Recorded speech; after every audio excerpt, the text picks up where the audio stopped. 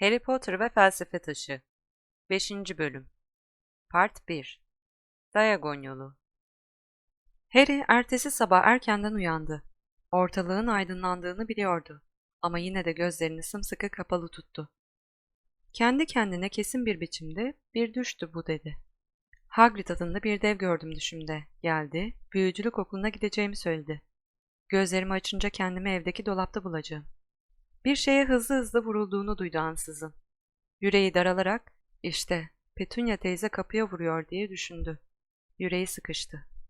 Ama gözlerini açmadı yine. Düş öyle güzeldi ki.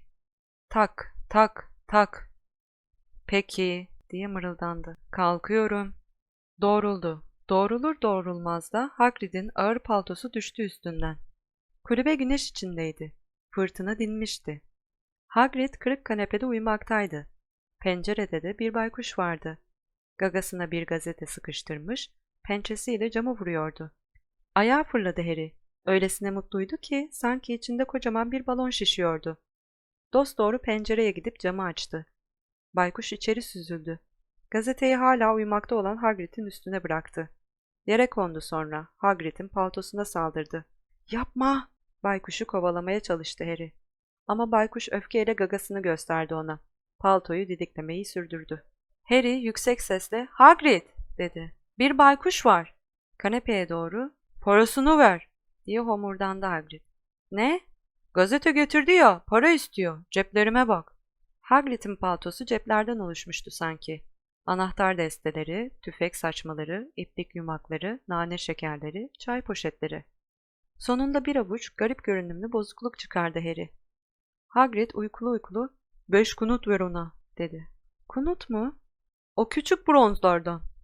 Harry küçük bronz paralardan 5 tane saydı. Parayı koyabilsin diye küçükleri bir kese bağlı bacağını uzattı baykuş.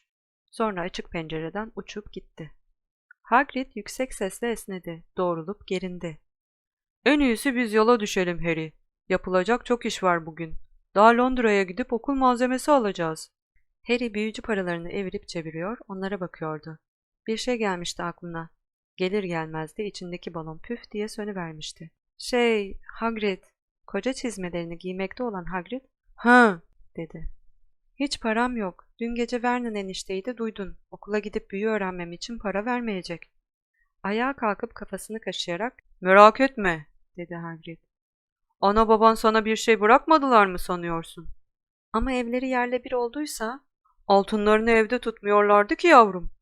İlk durağımız Gringotts, Büyücüler Bankası. Bir sosis olsana, daha soğuyup kaskatı olmamış. Ben de senin doğum günü pastandan bir lokma yiyeyim bari.'' ''Büyücülerin bankaları mı var?'' ''Bir tek Gringotts, cincüceler işletiyor.'' Harry elindeki sosis parçasını yere düşürdü. ''Cincüceler mi?'' ''Ha, benden söylemesi. Soymaya heveslenmek için adamın fıttırması gerek. Cincücelere bulaşılmaz Harry. Bir şey emanet etmek istiyorsan, Gringotts dünyanın en güvenli yeri. Hogwarts'ı saymazsak. Zaten Gringotts'a gidecektim. Dumbledore dediydi Hogwarts'ın bir işi için.'' Şöyle bir kabardı Hagrid. ''Önemli işleri bana yükler hep. Seni götürmek, Gringotts'tan bir takım şeyler almak, anlıyorsun ya, bana güvenir. Her şey hazır mı? Hadi öyleyse.'' Harry kayaya kadar Hagrid'i izledi. Hava oldukça açıktı şimdi. Deniz güneş ışığıyla parlıyordu. Vernon eniştenin tuttuğu kayık hala oradaydı. Fırtına yüzünden suyla dolmuştu. Harry çevrede bir başka kayık aranarak ''Nasıl geldin buraya?'' diye sordu. ''Uçtum'' dedi Hagrid. ''Uçtun mu?'' ''Ha, sonra konuşuruz bunu. Şimdi yanımda sen varken büyü yapmama izin yok.'' Kayıya bindiler. Harry Hagrid'e bakıyordu hala. Onun nasıl uçtuğunu gözünde canlandırmaya çalışıyordu. Hagrid çoğu zaman yaptığı gibi Harry'e yan gözle bakarak ''Şimdi kürek çekmek de ayıp olacak yani'' dedi. ''Ben tutup da işleri azıcık hızlandırsam bundan Hogwarts'ta söz etmezsin değil mi?'' Biraz daha büyü görme hevesine kapılan Harry ''Elbette etmem'' dedi. Hagrid pembe şemsiyeyi çıkardı yine. Ucuyla kayığın kenarına 2 kere vurdu. Karaya doğru hızla ilerlemeye başladılar. Harry, Gringotts'u soymaya kalkışmak için adamın niye fıttırması gerek diye sordu. ''Büyüler, tılsımlar'' dedi Hagrid. Konuşurken gazetesini açtı. ''Kasaları ejderhalar koruyormuş. Üstelik bir de yolu bulacaksın. Gringotts da Londra'nın yüzlerce kilometre altında. Metronun ta altında. Orayı soyup malı götürsen bile çıkıncaya kadar açlıktan ölürsün. Hagrid gazetesini, gelecek postasını okurken Harry oturmuş düşünüyordu. Vernon enişte insanların bu işi yaparken rahat bırakılmalarını söylerdi hep. Ama hiç de kolay değildi bu. Kendini bildi bileli Harry'nin kafasında hiç bu kadar çok soru doğmamıştı. Hagrid sayfayı çevirerek "Sihir Bakanlığı her zamanki gibi işleri karman çorman ediyor," dedi. Harry kendini tutamadı artık. "Sihir Bakanlığı da mı var?" diye sordu. "Elbet," dedi Hagrid. "Dumbledore'un bakan olmasını istediydiler. Ama Hogwarts'ı bırakmak istemediği için bakanlık ihtiyar Cornelius Fudge'a kaldı. Gelmiş geçmiş en büyük beceriksiz. Her sabah baykuşlar salıyor Dumbledore'a, öğüt istiyor." "Peki ama Sihir Bakanlığı'nın görevi ne?" "Asıl görevi ülkede cadıların, büyücülerin olduğunu Muggle'lardan gizlemek." "Neden?" "Neden mi? Neden olacak Harry? Herkes sorunlarını çözmek için büyü peşinde koşardı ondan." "Yok yok, biz bize kalalım daha iyi." O sırada usulca rıhtıma çarptı kayık. Hagrid gazetesini katladı, taş basamakları tırmanıp sokağa çıktılar. Küçük kentte istasyona doğru yürürlerken gelip geçenler gözlerini Hagrid'e dikiyorlardı. Harry suçlamıyordu onları. Herkesten en az 2 kat uzun olması bir yana Park Wetre gibi sıradan şeyleri göstererek yüksek sesle "Gördün mü şunu Harry?" diyordu. "Muggle'lar da kafalarını nelere çalıştırıyor." Ona ayak uydurmak için koşmak zorunda kalan Harry soluk soluğa "Hagrid!" dedi. "Gringotts'ta ejderhalar olduğunu mu söylemiştin?" Rivayet öyle," dedi Hagrid.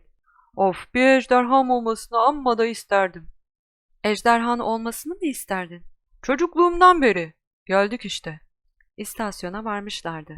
5 dakika sonra bir tren kalkacaktı Londra'ya. Muggle parası dediği şeye akıl erdiremeyen Hagrid, biletleri alsın diye banknotları Harry'e verdi. Herkes trende daha çok baktı onlara. Hagrid 2 koltuk kaplıyordu. Oturduğu yerde kanarya sarısı sirk çadırına benzer bir şey örmeye koyuldu. İlmekleri sayarak "Mektubun yanında mı?" diye sordu Harry'e. Harry cebinden parşömen zarfı çıkardı. "İyi," dedi Hagrid. "Sana gereken şeylerin bir de listesi olacak." Harry bir gece önce gözünden kaçmış ikinci bir kağıdı açarak okudu. Hogwarts Cadılık ve Büyücülük Okulu. Forma. 1. sınıf öğrencileri için gerekli eşyalar. 1. 3 takım düz iş cübbesi, siyah. 2. Sivri uçlu düz bir gündelik şapka, siyah. 3. Bir çift koruyucu eldiven, ejderha derisi ya da benzeri. 4. Kışlık bir pelerin, siyah, gümüş tokalı. Bütün öğrencilerin elbiselerinde adları yazılı künyeler olacaktır. Ders kitapları. Bütün öğrenciler aşağıda belirtilen kitaplardan birer tane edinecektir. 1. Sınıflar için temel büyüler kitabı. Miranda Goshawk. Sihir tarihi Matilda Bagshot. Sihir kuramı Adelbert Waffling. Biçim değiştirme için ilk adım Emerick Switch. Binbir büyülü ot ve mantar Phillida Spore. Sihirli yiyecek ve içecekler Arsenius Jigger. Fantastik canavarlar nelerdir? Nerede bulunurlar? Newt Scamander. Karanlık güçler, kendini savunma el kitabı. Quentin Trimble. Öteki gereçler. Bir asa, bir kazan, kalaylı orta boy, bir takım cam ya da kristal şişe, bir teleskop, bir takım pirinç ölçek. Öğrenciler bir baykuş ya da bir kedi ya da bir kurbağa getirebilirler. Velilerin dikkatine. 1. sınıf öğrencilerinin süpürgelerini kullanmaları yasaktır. Harry şaşkınlıkla "Bütün bunları Londra'da bulabilir miyiz?" diye sordu. "Gideceğin yeri biliyorsan elbet," dedi Hagrid. Harry Londra'ya hiç gitmemişti. Hagrid yolu biliyor gibiydi ama daha önce hep alışılmadık biçimlerde yolculuk ettiği de apaçık ortadaydı. Metroda turnikeye sıkıştı, trene binince de koltukların küçüklüğünden, çok ağır gittiklerinden yakındı. Kırık dökük bir yürüyen merdivenden çıkıp da kendilerini iki yanı mağazalar sıralı cıvıl cıvıl bir yola attıklarında "Muggle'lar büyüsüz nasıl beceriyorlar? Aklım ermiyor," dedi. Öylesine iriydi ki Hagrid kalabalığı kolayca yarıyordu. Harry'nin bütün yaptığı onun hemen arkasından yürümekti. Kitapçıların, müzik mağazalarının, hamburger büfelerinin, sinemaların önünden geçtiler. Ama hiçbir yerde büyülü asalar satıldığına dair bir belirti yoktu. Sıradan insanlarla dolu, sıradan bir sokaktı bu. Kilometrelerce aşağıda büyücülerin altın yığınları gömülü müydü gerçekten? Büyü kitapları, süpürgeler satan dükkanlar var mıydı? Yoksa bütün bunlar Dursley'lerin başlarının altından çıkan koca bir şaka mıydı? Harry, Dursley'lerin gülmekle uzaktan yakından ilgileri olmadığını bilmeseydi öyle düşünürdü belki. Yine de Hagrid'in anlattıkları da pek inanılacak gibi değildi. Ama Harry ister istemez ona güveniyordu. Hagrid durarak "İşte" dedi. "Çatlak Kazan, ünlü bir yerdir." Ufacık, köhne bir birahaneydi burası. Hagrid eliyle göstermeseydi Harry farkına bile varmayacaktı onun. Hızla gelip geçenler birahaneye bakmıyorlardı bile. Bir yanındaki büyük kitapçıdan öteki yanındaki plakçıya kayıyordu gözleri. Çatlak Kazan'ı sanki hiç görmüyorlardı. Garip bir duygu uyandı Harry'nin içinde. Sanki birahaneyi sadece Hagrid'le kendisi görmekteydi. Daha bu duygusunu dile getirmeden Hagrid onu içeriye sürükledi. Ünlü bir yer için çok karanlıktı Çatlak Kazan, dökülüyordu. Bir köşede 3-5 yaşlı kadın oturmuş beyaz şarap içiyordu. İçlerinden biri upuzun bir pipo tüttürmekteydi. Silindir şapkalı ufak tefek bir adam, saçları iyice dökülmüş, yapış yapış bir cevize benzeyen yaşlı barmenle konuşuyordu. İçeri girdiklerinde mırıltılar durdu. Herkes Hagrid'i tanıyor gibiydi. El sallayıp gülümsediler ona. Barmen bir kadeh uzatarak "Her zamankinden mi Hagrid?" dedi. Hagrid koca elini Harry'nin sırtına vurup onu sendeleterek "İçemem Tom" dedi. "Hogwarts görevi başındayım." Gözlerini Harry'e dikerek "Yoksa" dedi barmen. "Sakın bu." Çatlak Kazan derin bir sessizliğe gömüldü birdenbire. Yaşlı barmen "Vay canına" diye fısıldadı. "Harry Potter, ne büyük bir onur." Tezgahın arkasından fırladı, gözleri yaşlı, Harry'nin yanına koşup elini yakaladı. "Hoş döndünüz Mr. Potter, hoş döndünüz." Harry ne diyeceğini bilemedi. Herkes ona bakıyordu. Pipolu kadın söndüğünün farkında bile olmadan piposunu püfleyip duruyordu. Işıl ışıldı Hagrid. Derken iskemle gıcırtıları yükseldi. Harry kendini Çatlak Kazan'da herkesle tokalaşırken buldu. "Ben Doris Crockford, Mr. Potter. Sonunda sizi gördüğüme inanamıyorum." "Öyle mutluyum ki Mr. Potter, öyle mutluyum ki. Hep elinizi sıkmak istemişimdir, kalbim duracak." "Nasıl sevindim anlatamam Mr. Potter. Adım Diggle, Dedalus Diggle." "Sizi daha önce görmüştüm," dedi Harry. Dedalus Diggle heyecandan silindir şapkasını düşürdü. "Bir mağazada bana selam vermiştiniz." Çevresindekilere bakarak "Hatırlıyor!" diye bağırdı Dedalus Diggle.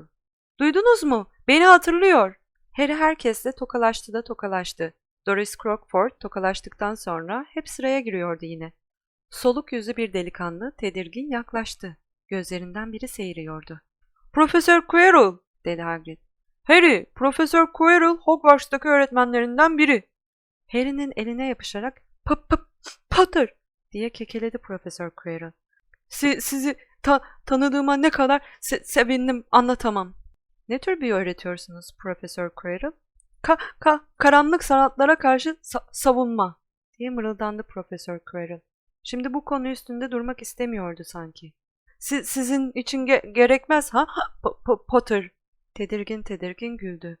Malzemelerinizi alacaksınız herhalde. Ben de vampirler üstüne bir kitap almaya geldim."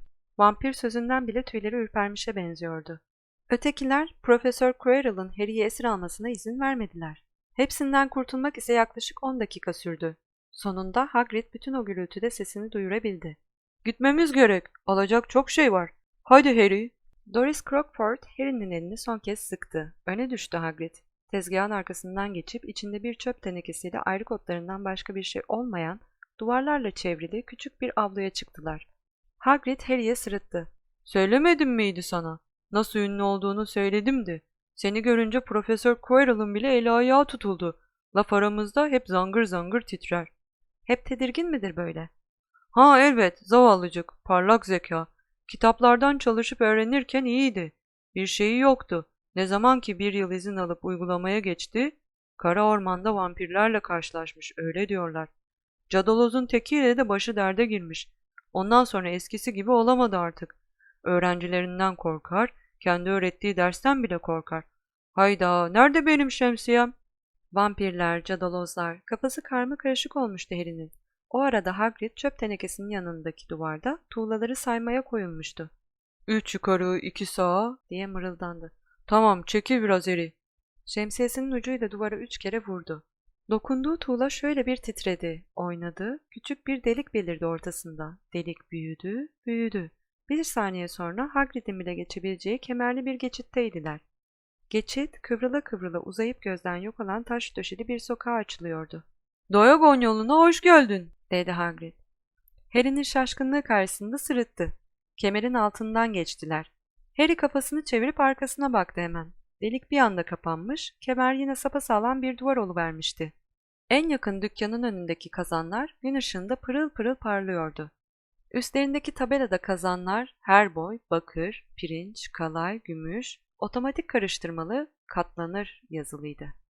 "Bir tane alacağız sana," dedi Hagrid. "Ama önce parayı almamız gerek."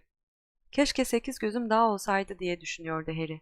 Sokakta yürürken başını her yana çeviriyor, bir anda her şeyi görmeye çalışıyordu. Dükkanları, önlerindeki eşyaları, alışveriş eden insanları. Tombul bir kadının yanından geçtiler. Kadın aktarın önünde başını iki yana sallayarak söyleniyordu. "Ejderha ciğeri, gramı 17 sickle, çıldırmış bunlar." Üstünde binbir çeşit baykuş dükkanı. Yırtıcı, uysal, boz, kahverengi, kar beyazı baykuşlar yazan, karanlık bir dükkandan belli belirsiz baykuş ötüşleri geliyordu. Harry'nin yaşıtı birkaç çocuk burunlarını süpürgelerin sergilendiği bir vitrine yapıştırmışlardı.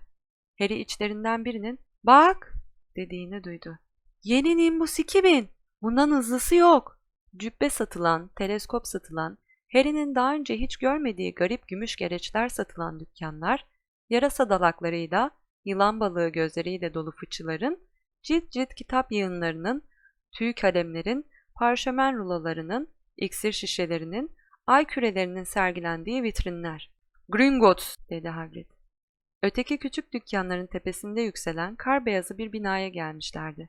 Pırıl pırıl tunç kapıların önünde sırmalı kızıl üniformasıyla "Evet, bir cin cüce bu," dedi Hagrid. Beyaz taş merdiveni çıktılar sessizce. Cin cüce Harry'den bir karış daha kısaydı. Esmer bir yüzü, zeki bakışları, sivri bir sakalı vardı. Parmaklarıyla ayaklarının çok uzun olduğunu fark etti Harry. İçeri girerlerken cin cüce eğilerek selam verdi. İkinci bir kapının önündeydiler şimdi. Bu kapı gümüştendi. Üstünde şunlar yazılıydı: "Gir bakalım yabancı, ama dikkat et sakın. Kendini koy verip de hırsa kapılmayasın. Alın teri dökmeden köşe dönme hevesi. Canına okur sonra bak bizden söylemesi. Senin olmayan bir şey yürüteceksen unut. Aklını başına al, sonra da kendini tut. Hırsızlığa kalkarsan bir daha düşün yine. Başka şeyler bulursun, çil altınlar yerine." "Söylediğim gibi burayı soymaya kalkanın fıttırması gerek," dedi Hagrid. Gümüş kapının önünde bir çift cin cüce eğilerek selamladı onları. Uçsuz bucaksız mermer bir salona girdiler. 100 kadar cin cüce, daha uzun mu uzun bir bankonun arkasındaki yüksek taburelere oturmuş, kocaman hesap defterlerine bir şeyler yazıyor, pirinç terazilerde para tartıyor, merceklerle değerli taşlar inceliyordu. Salondan dışarı açılan sayılamayacak kadar çok kapı vardı daha. Başka cin cüceler de o kapılardan insanlara yol gösteriyordu. Hagrid ile Harry bankoya yaklaştılar. Hagrid o anda iş yapmayan bir cin cüceye "Günaydın," dedi. "Mr. Harry Potter'ın kasasından biraz para almaya geldik." "Anahtarınız yanınızda mı efendim?" "Buralarda bir yerde olacak," dedi Hagrid. Ceplerini bankonun üstüne boşaltmaya başladı. Cin cücenin hesap defterinin üstüne bir avuç yapış yapış köpek bisküvisi yayıldı. Burnunu karıştırdı cin cüce. Harry sağlarındaki cin cücenin her biri kor büyüklüğünde bir yağın yakutu tartmasını seyrediyordu. Sonunda "Buldum," dedi Hagrid. Küçücük bir altın anahtar gösterdi. Cin cüce anahtarı inceledi. "Tamam görünüyor." Hagrid göğsünü şişirip böbürlenerek "Profesör Dumbledore'dan da bir mektup getirdim," dedi. "713. kasadaki ne olduğunu bilirsin senle ilgili." Cin cüce mektubu dikkatle okudu. Sonra onu Hagrid'e uzatarak "Peki," dedi. "Biri sizi 2 kasaya da götürecek. Griphook!" Griphook bir başka cin cüceydi. Hagrid köpek bisküvilerini ceplerine doldurdu yine. Griphook'un arkasında salondan dışarı açılan kapılardan birine yöneldiler. Harry, "713. kasadaki ne olduğunu bilirsin sen nedir?" diye sordu. Hagrid gizemli bir biçimde "Söyleyemem," dedi. "Çok gizli. Hogwarts işi. Dumbledore bana güvendi. Söylersem görevimi kötüye kullanmış olurum." Griphook onlara kapıyı açtı. Yine mermerle karşılaşacağını sanıyordu Harry. Şaşırdı. Meşalelerin aydınlattığı daracık taş bir koridordaydılar. Dimdik aşağı iniyordu koridor. Yerde incecik raylar vardı. Islık çaldı Griphook. Raylar üstünde gıcırdayarak küçük bir araba geldi hemen. Arabaya bindiler. Hagrid biraz zorluk çekti gerçi ve yola koyuldular. Önce bulmacaya benzeyen dönemeçli geçitlerden ilerlediler. Harry unutmamaya çalıştı. Sol, sağ, sağ, sol, orta, çatal, sağ, sol ama olanaksızdı bu. Zangırdayan araba yolu biliyor gibiydi. Çünkü Griphook onu yönetmiyordu. Harry'nin gözleri çarpan soğuk hava yüzünden sızlıyordu ama fal taşı gibi açık tuttu onları. Bir keresinde geçitin sonunda alevlerin yükseldiğini gördü sanki. Bunun bir ejderha olup olmadığını anlamak için hemen arkasına döndü ama geç kalmıştı. Yerde ve tavanda kocaman sarkıtlar, dikitler bulunan bir yeraltı gölünden geçerek daha da derinlere daldılar. Arabanın gürültüsünde sesini duyurmaya çalışarak "Aklım ermiyor," dedi. "Sarkıtla dikit arasındaki fark ne?" "Sarkıtta S harfi var ya," dedi Hagrid. "Şimdi soru sorma bana. Galiba kusacağım." Sahiden de yemyeşil olmuştu. Araba sonunda geçit duvarlarındaki bir kapının yanında durduğunda hemen fırladı Hagrid. Dizlerinin titremesini önlemek için duvara yaslandı. Griphook kapının kilidini açtı. İçeriden çıkan yeşil bir duman sardı ortalığı. Dağılınca şaşkınlıktan yutkundu Harry. İçinde altın para kümeleri vardı. Gümüş tepecikleri, küçük bronz kınıtlardan oluşmuş tepecikler. "Hepsi senin," diye gülümsedi Hagrid. Hepsi Harry'nin, inanılacak gibi değildi. Dursley'ler bunu bilmiyorlardı anlaşılan. Bilselerdi göz açıp kapayıncaya kadar hepsine el koyarlardı. Boyuna yakınmazlar mıydı Harry kendilerine ne kadar tuzluya patlıyor diye. Demek bu arada Londra'nın ta derinlerine gömülü küçük bir servetin de sahibiydi. Hagrid, Harry'nin torbaya biraz para koymasına yardımcı oldu. "Altınlar galeon," diye açıkladı. 17 gümüş sickle bir galeon eder. 29 knut da bir sickle eder. O kadar basit. Tamam. O kadarı birkaç döneme yeter. Gerisi burada kalsın. Güven içinde. Griphook'a döndü. "Şimdi de 713 numaralı kasa lütfen. Biraz daha ağır gidebilir miyiz?" Griphook, "Sadece tek hız var," dedi. Gittikçe hızlanarak daha da derinlere iniyorlardı şimdi. Keskin dönemeçlerden geçtikçe hava soğudu da soğudu. Tangır tungur bir yeraltı çukurunu aştılar. Harry kenardan eğilip aşağıdaki karanlık çukurda ne olduğunu anlamaya çalıştı. Ama Hagrid homurdanarak ensesine yapıştığı gibi çekti onu. 713. kasanın anahtar deliği yoktu. Griphook kasılarak "Geri durun," dedi. Uzun parmaklarından biriyle kapıyı okşadı. Kapı eriyip gitti. "Bunu Gringotts cücelerinin dışında biri yapmaya kalkarsa kapı onu emerek içeri çeker," dedi Griphook. "Oradan çıkamaz artık." Harry, "İçeride biri var mı yok mu diye sık sık bakıyor musunuz?" diye sordu. Griphook pis sayılabilecek bir sırıtmayla "Yaklaşık 10 yılda bir," dedi. Harry, en sıkı önlemlerle korunan bu kasanın içinde olağanüstü bir şey olduğuna inanıyordu. Eşsiz mücevherleri görmek için merakla eğildi. Kasa ilk bakışta boşmuş gibi geldi ona. Sonra kahverengi kağıda sarılmış pis bir paket gördü yerde. Hagrid paketi alıp paltosunun içine koydu. Onun ne olduğunu öğrenmeye can atıyordu Harry ama sormayı göze alamadı. "Hadi bakalım," dedi Hagrid. "Doğru cehennem arabasına. Yolda da bir şey sorma bana. Ağzımı açmasam iyi olacak."